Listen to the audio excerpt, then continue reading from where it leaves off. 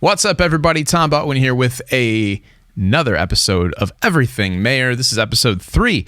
Today we're going to play a little fun game. We're going to do the top 3 John Mayer records. Top 3. But here are the rules, because I want you to play along as well in the comments down below.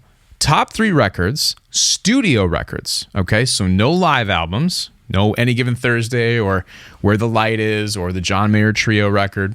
Only studio. And here's the other rule. These are the 3 desert island records. You can never listen to another Mayer record again outside of these 3. So choose wisely, and I'm going to give you my 3, and I want to know your 3. And I'm going to stir up some controversy, I think. Coming in at number 3, here we go. Room for Squares. I think this is essential to John Mayer. It is the record that catapulted him to fame. It's the record that made you realize that he was an incredible songwriter and lyricist. There's guitar playing on here that is very impressive. Neon is probably where most people went at this point in time because it was like the coolest, most party trick kind of thing you could do on a guitar. But there's some really great guitar playing in general on this. Each one of these songs, most of them in fact, have a very recognizable, very fun to play, very cool riff on an acoustic guitar that starts them off. So it's kind of a different approach than where we are today to the recordings that we hear from John Mayer, but I think it's quintessential. It's absolutely important. I still love listening to this album more than 20 years later, so it's got to be on my Desert Island top 3 Mayer records. It's in slot 3, though. It's in slot 3. It barely made the cut, but it's in there for sure. Room for Squares. All right, number 2 for me. Number 2 for me is Born and Raised. Now, Born and Raised is a record that I did not appreciate when it first came out. I don't know if that's where you are or were, but for me, when it came out, it was definitely a departure. Obviously, it was a departure from Battle Studies.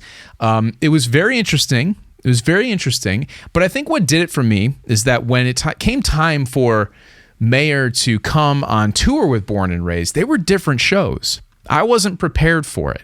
I'm a huge Aaron Sterling fan now. I love him. I think he's the best John Mayer drummer all around, even better than Steve Jordan, who is amazing, by the way. But when Aaron Sterling was on that tour, I was like, this is a different band. It's a different sound. It's just not what I'm used to because the band from the Continuum and Battle Studies era was absolutely killer. It was killer. Now, I was not super excited at the time about the record or the tour that followed. And of course, there were the vocal issues that he has now worked through. However, looking back on it now, this record is perfect.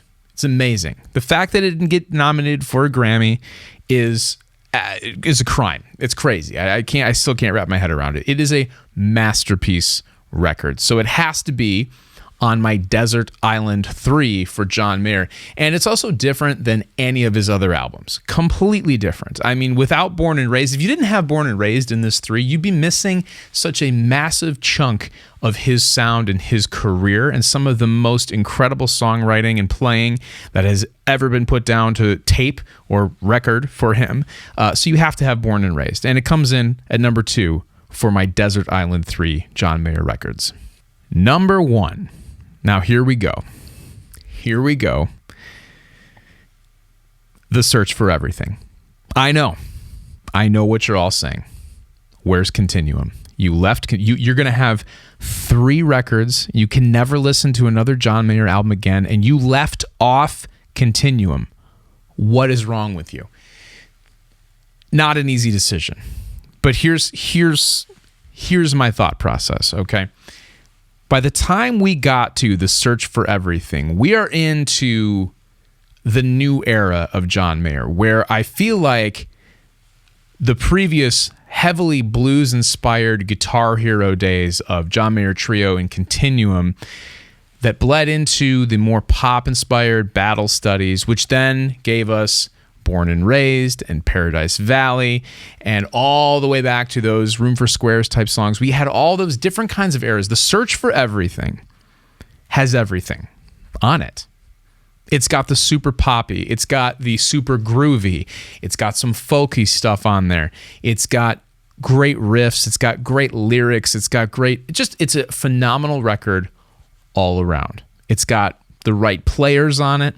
Now, I know, Continuum is not here. But if I'm being completely honest with you, As a record, I mean, Continuum put John Mayer on the map. There's no doubt about it.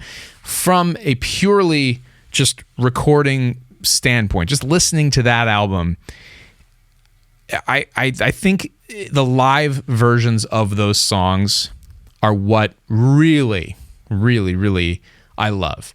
When he's done the entire album all the way through live, I mean, it's unmatched. And the record, like I said, put him on the map. However, I'm talking just recordings, okay? Not what he has done with those songs after the fact. I mean, listen, let's be honest. Slow Dancing in a Burning Room on that record, phenomenal, great. Listen to the end of it. If you listen to the end of that record, that recorded version of Slow Dancing in a Burning Room, you tell me it's anywhere close to where he takes it now on some of the most amazing live performances of that song. Even the live performance of that song on Where the Light Is, don't tell me, it's not even close. It's not even close. But that's okay. That's why you do records like that and then go play them live, because the songs morph into amazing things. Anyways, this is my justification, okay? We're playing a game. It's just a game. I could be wrong, but The Search for Everything is my number one Desert Island Mayer record. It just is. I can listen to it front to back. I love all of the songs. Sometimes I fool myself into thinking that songs that are on that record are actually from Born and Raised or Continuum, or just, I feel like there's songs that could be on any era Mayer record. So therefore, that's my number one. I'm going to miss Sob Rock. I'm going to miss Continuum. I'm going to miss Battle Studies. I'm even going to miss Heavier Things. Yes, I will miss that. I don't know if I'm going to miss Paradise Valley or not. Maybe not. But if I'm on that desert island, I got to have Room for Squares, Born and Raised, and The Search for Everything. Tell me, what's your three?